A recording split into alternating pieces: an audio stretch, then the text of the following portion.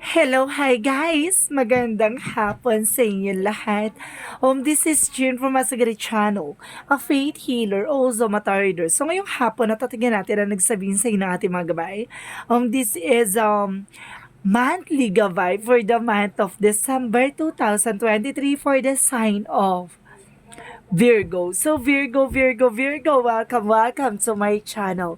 Ano kayang messages, advices, and spirit guides ang ating masasagap for today's video? Kanino naman kayang energy or kaganapan sa buhay ng mga Virgo signs ang ating mahagilap? So guys, this reading is a general reading lamang, hindi lahat makaka-resonate. Kunin lamang po ang makaka-relate sa inyo and comment down below kung kaninong energy ang ating nasagap. And of course, don't forget to like and subscribe my channel and hit notification bell for more videos update. And of course, maraming salamat po sa mga walang sawang pagsuporta sa aking channel. Lalong-lalo na hindi nag-escape ng ads, naway pagpalain po kayo ng Diyos at may kapal, siksik liglig na guumapa ang biyayang manumbalik sa inyo. So guys, kumapit-kapit ka dahil ito na ang mensahe sa'yo for the month of December 2023 for the sign of Virgo.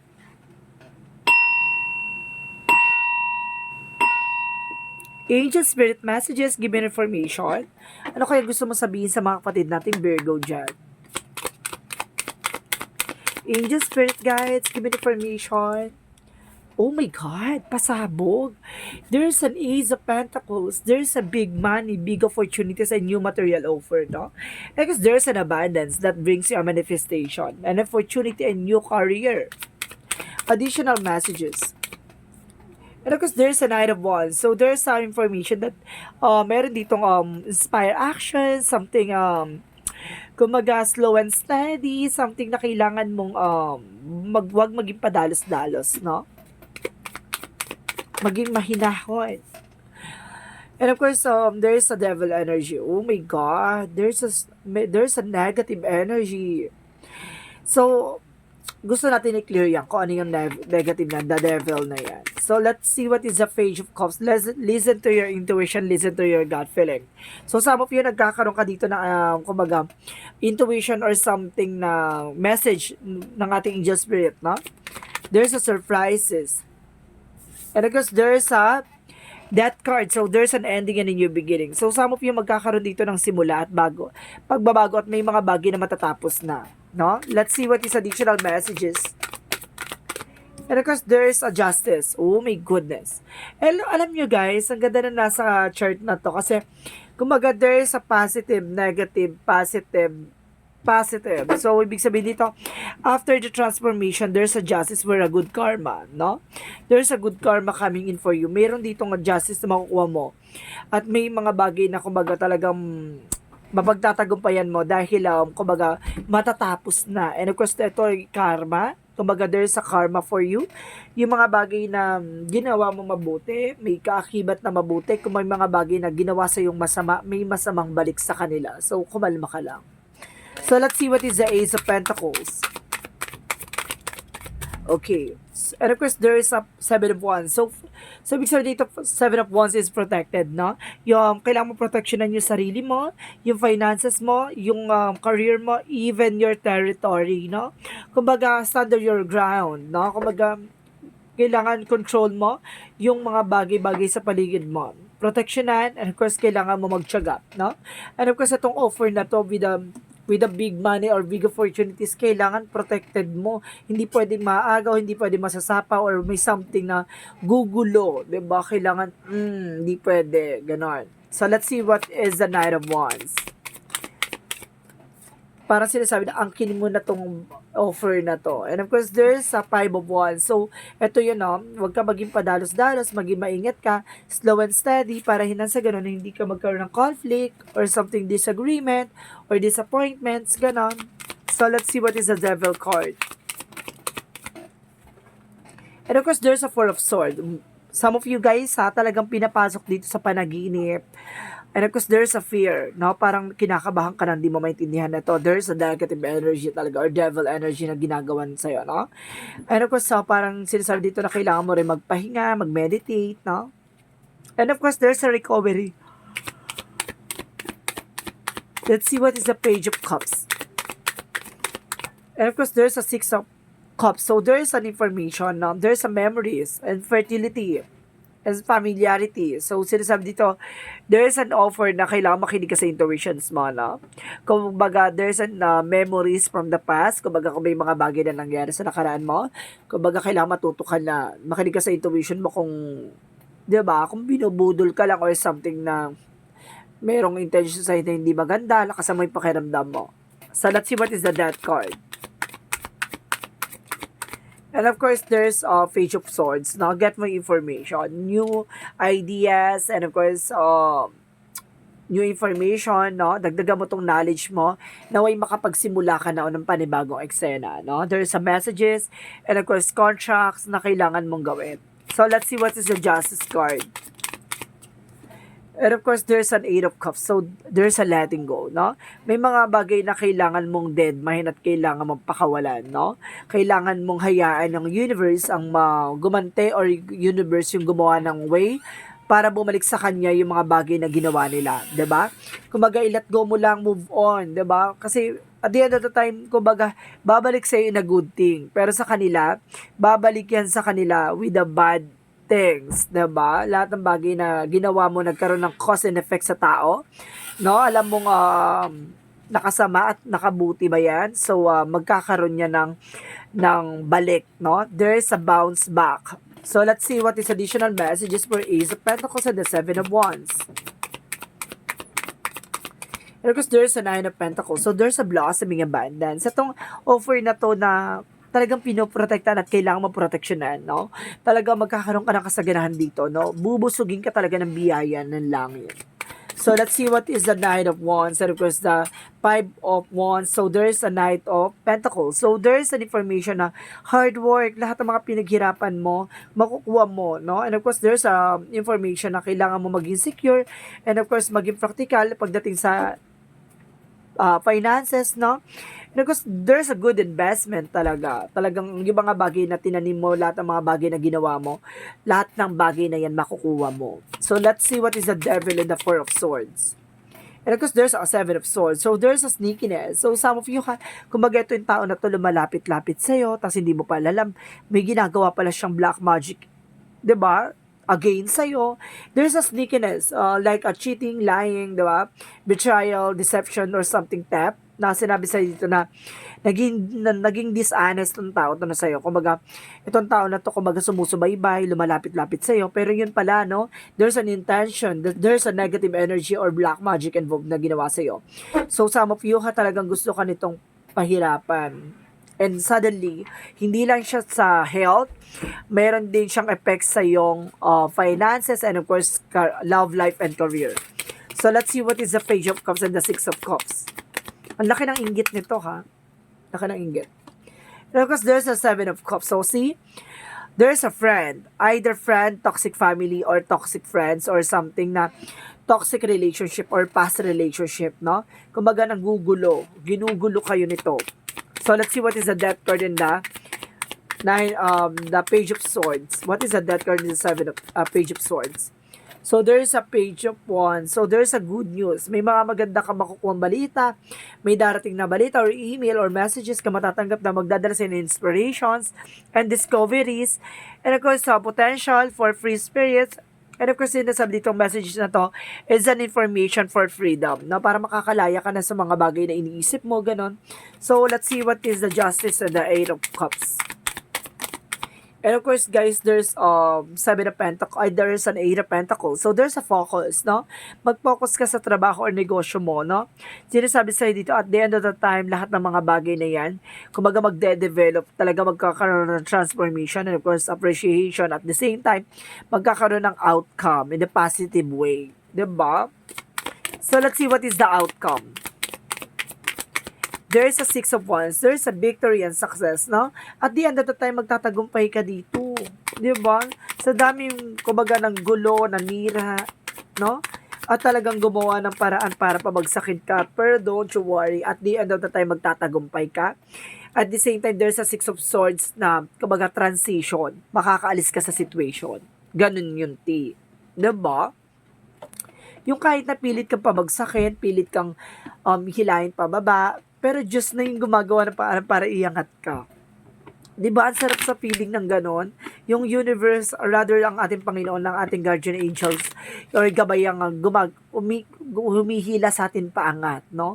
Kaya meron tinatawag na karma eh. Kasi may mga bagay or tao talagang kinain talaga ng galit at puto or something inggit, no? Na nakakagawa ng masama sa kapwa nila. So let's see what is the love oracle card. And of course, there's a girl talk. So some of you talagang pinag-uusapan ka behind your back, no? There's a something, it's either hindi maka-move on or something gossip, no? And of course, it's dito, there's the snake. I told you, may ahas. No, may ahas. Kaya mag-ingat ka, the snake. It's either inahas or something, there's a toxic friend na kumbaga tinatraidor ka or something a toxic family na tinatraidor ka or sudden lang toxic environment. And of course, there's a boat, no? There's a moving on and closure issue. Matatapos na tong issue na to at at the same time makaka-move on ka na at magkakaroon ka ng transition. So let's see what is additional magic fairy messages. And of course, sinasabi dito, there's an autumn. So there's a harvest time. No? So this is the moment na may mga bagay na makukuha ka na and there's a walking away. I told you, 'di ba? Kumbaga kailangan mo nang kumawala, kailangan mo nang umalis sa situation. Either kailangan mo na talagang bitawan yung mga bagay na hindi nakakatulong sa inyo. Even yung opinion, yung mga sinasabi nila, 'di ba? Hindi mo kailangan dahil, kasi there's a sabotage, no? Sinasabotahin nila para ma-distract ka, 'di ba? Pero don't you worry, there's an autumn for harvest time, ha? So, let's see what is the yin and yang oracle card. For yin and yang oracle card, there's a separation. So, nagkaroon ng separation din dito, no? Na kumbaga nagkaroon talaga ng hiwalayan. Or some of you, ha? Baka yung person, yung gumagawa sa'yo is either yung ex ng person mo. Or yung ex mo. Ganon. So, let's see what is additional messages. And of course, sinasabi dito, may kinalaman ka daw sa fire sign. Leo, Aries, Sagittarius. So, some of you ha, baka ito yung person mo. Additional messages. And of course, there's a present. So, there's a gratitude or abundance. So, ibig sabihin dito, magpasalamat ka sa opportunities na binibigay sa'yo ng langit at may kapal, no? Kumbaga, magkakaroon ka ng kasaganahan dito sa mangyayari sa'yo sa hinaharap. Diba? Kumbaga, akala mo, yun na yung pinaka, 'di ba, yung mga bagay na nangyari na yan, kumbaga parang bangungot, no, hindi. Yan yung yan yung mabuting nangyari sa buhay mo na inalis yung mga taong hindi makakabuti sa iyo. At the same time, talagang nagkaroon ng transparency para makilala mo yung mga taong hindi talaga kumbaga loyal or something honest sa iyo, 'di ba? Let's see what is the Moonology. And of course, oh my goodness, what you need to release. Ano ba yung kailangan mong alisin? 'Di ba? Ano ba yung kailangan mong pakawalan? 'Di ba? Yung mga negative thoughts, either yung mga toxic person, no? Toxic environment, na mga taong nagbigay sa iyo ng bigat at pasanin, sakit at kirot, 'di ba? So let's see what is additional messages. And of course, there's a time to give rather than take. 'Di ba? Mas maganda na yung tayo nagbibigay ng oras kaysa tayo yung humihingi. 'Di ba? And of course, it's a win-win outcome for ka. See, mananalo ka dito this time. Magkakaroon ka ng balance. And of course, parang sinasabi dito, ipapanalo mo to. 'Di ba? So, let's see what is Archangel Michael messages for you. What is Archangel Michael messages for you? Prayer will help you from this situation, no? Baga magdasal ka lang kasi makakatulong yan para makaalis ka sa situation mo. Even para din matulungan kang guminhawa yung pakiramdam mo at yung mga bagay na iniisip mo. 'Di ba? Let's see what is additional Archangel Michael.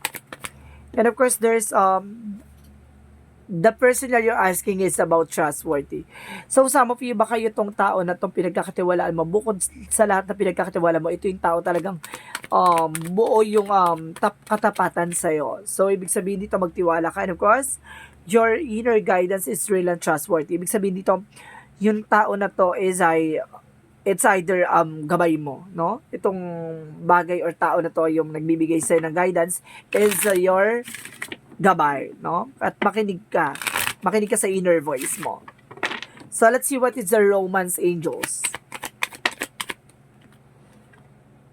Okay, free yourself. 'Di ba? Palayain mo yung sarili mo. It's time to take back control of your life. 'Di ba? Kailangan mo maging masaya. Kumbaga, enjoyin mo yung buhay na sarili mo lang, ganon. So, let's see what is additional messages. And of course, there's oh my God, cleanse, no, and clarify. So, magkakaroon ka ng kaliwanagan dito at magkakaroon ka ng kumbaga, kalinawan sa lahat na nangyari. And of course, there's a cleansing. So, kailangan mo mag-cleansing, no? At the same time, oh my God, there's a third eye. So, ibig sabihin dito talagang malakas ang malakas ang six senses mo. Meron ka dito mga bagay na nakikita or nasisilip sa mga mangyayari, gano'n. And of course, sabi dito, there's a cleansing. Kailangan mo mag-cleansing, ha? Baka talaga may gumagawa sa'yo ng black magic involved. Additional messages. And of course, there's a stair. So, there's a timing and directions, no? At the same time, there's a manifesting. At yung sinasabi ko, ano yung tinanim mo, siyang aanihin mo. Additional messages for you. There's a guilt. Oh my God, may galit din pala sa itong tao na to. At alisin mo daw yung galit, ha? And of course, there's a balance. Kailangan mo maging balance, eh. Additional messages. There's a self-esteem. I think kailangan mo i-boost, diba? Yung self-esteem mo. So, let's see what is the energy. There's an envy, yung ego, yung pride. Yan ang alisin yung negative thoughts. And door to value. So, magkakaroon ka ng talagang kasaganahan with the Ace of Pentacles. There's a big opportunity and big money coming in, ha? Malaking pasabog talaga. Additional messages for you. And of course, there's an angel of love. So talagang pagdating talaga sa buhay pag-ibig, madalas mang masaktan ka, pero darating yung araw na may hahawak ng puso mo. No? So let's see what is the chakra. Perseverance. Kailangan mo lang magtiyaga. 'Di ba? Ganun talaga. Pag may tiyaga, may nilaga. May mga bagay na kailangan mong antayin. May mga bagay na kailangan mong habaan ng pasensya mo. Oh my goodness. See, I told you, there's a confusion and there's an impasse. So, ibig sabihin may nanggugulo sa'yo. No? May nanggugulo at may humaharang. Ibig sabihin, ginugulo ka or something hinaharang yung taong para sa'yo o hinaharang yung swerte mo or sa madaling salita may gumagawa sa'yo ng black magic involved. So, let's see what is additional messages. Let's see what is the messages for you. And of course, there's a leadership. So, some of you, pangunahan mo. In charge mo tong situation mo. Nagawin mo, mag-take ng action. And time to decide. Kailangan mo na mag-decision ngayon. Kung hindi, lalaki at lalawak tong negativity yung gawa niya. So, let's see what is additional messages. And of course, there's a trust the timing. So, time is not running out. No? May mga bagay na hindi para sa'yo. So, may darating yung araw ng mga bagay na para sa'yo. No?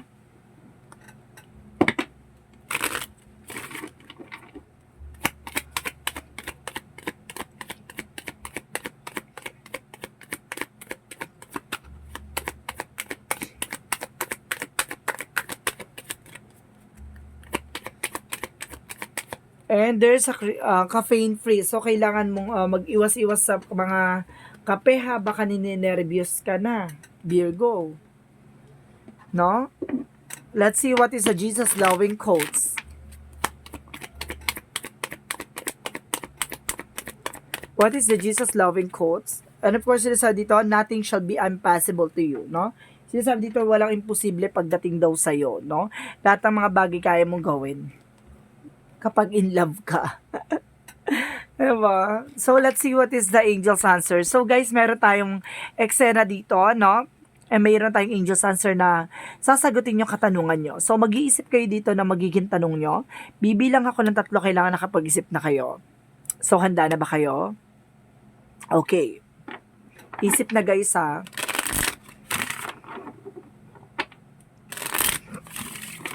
One. 2,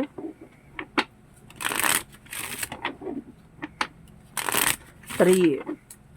Angel's answer, give me information. There's a no. Meron siya ditong sinagot na no. At the same time, there's a romance. So, some of you may kinalaman dito sa romance. No? Meron ditong no. And of course, there's an information, there's a romance, no? So, ibig sabihin may kinalaman sa pag-ibig. Huh? So, let's see what is the angel's answer. Angel's answer represent 25. I am intelligent. So, sinasabi dito, you have a great ability to take in a process information of both conscious and subconscious levels. Our curiosity is endless, and your desire is dive deep into a variety of subjects will bring you an immense awareness of the world. So, kailangan maging matalino ka, no? Sa mga bagay-bagay or sa decision mo. Kasi may mga bagay na talagang susubukan ng kaisipan mo sa mga decisions, gano'n. So, let's see what is the messages of life. And of course, sinasabi dito, there is a searching within. So, sinasabi dito, what I see outside myself is simply a mirror of my inner self. Today, I empower myself by looking past outer condition and searching within for my source of difficulty in my life. My inner wisdom will always help me face life challenges. It provides my best answer and my greatest healing. As I study myself, I am transformed. So ngayon, kumaga, natututunan mo ng magdedma or kailangan mo solusyonan yung mga bagay-bagay na nangyayari sa buhay mo. Kumaga, nagkakaroon ka na ng kaliwanagan at kaalaman sa mga nangyayari. No? Kumbaga, hindi ka na nagiging siniseryoso or something kumbaga, iniisip yung mga negativity nangyayari bagkos sinusolusyonan mo na. It's a good part na natutunan mo. So, this is the monthly gabay for the month of December 2023 for the sign of Virgo. So, Virgo, maraming salamat for your wonderful reading. This reading is a general reading lamang, hindi lahat makaka-resonate. Kunin lamang pa makaka-relate sa inyo and comment down below kung kaninong energy ang ating nasagap. Maraming salamat sa mga walang sawang pag-support sa aking channel, lalo na hindi nag-skip ng ads. Naway pagpalain kayo ng Diyos at may kapal-siksik liglig na gumawang biyayang manumbalik sa inyo. Maraming salamat po and see you in the next video. Bye-bye and babush!